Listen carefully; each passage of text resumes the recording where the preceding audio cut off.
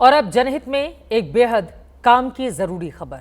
यह खबर दिल्ली एनसीआर के 62 लाख गाड़ी मालिकों के लिए राहत भरी भी हो सकती है, लेकिन कुछ दिनों के लिए। दरअसल एंड ऑफ लाइफ वाहनों पर फिलहाल के लिए बैन हट गया है।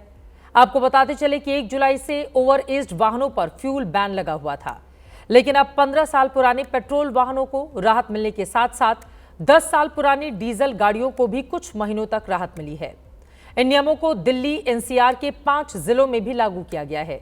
इसमें दिल्ली समेत गुरुग्राम, फरीदाबाद, नोएडा, गाजियाबाद और सोनीपत के वाहन चालकों को राहत मिली है। आपके लिए यह भी जानना जरूरी है कि यह अहम फैसला CAQM की बैठक में लिया गया है, लेकिन 1 नवंबर 2025 से यह प्रतिबंध फिर से लागू हो सकता है।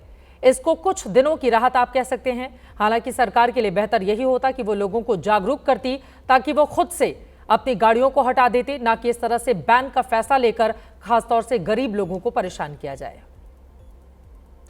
आगे बढ़ते हुए अब बात कुदरत के क्रोध की।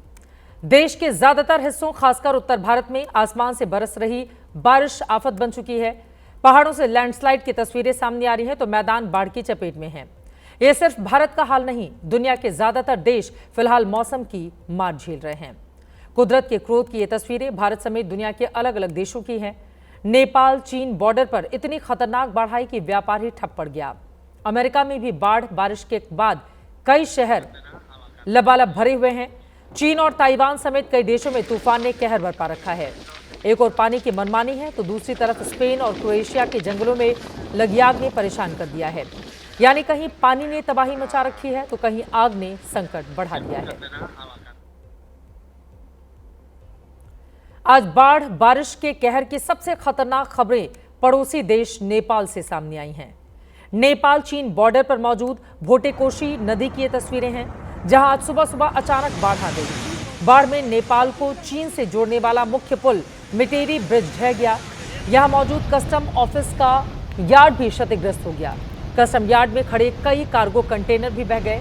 भोटेकोशी नदी में बाढ़ से नेपाल को भारी आर्थिक नुकसान होने की आशंका है।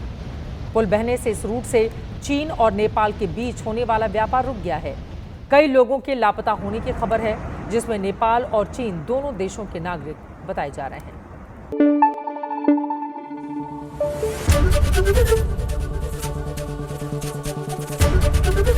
ABP न्यूज आपको रखे आगे।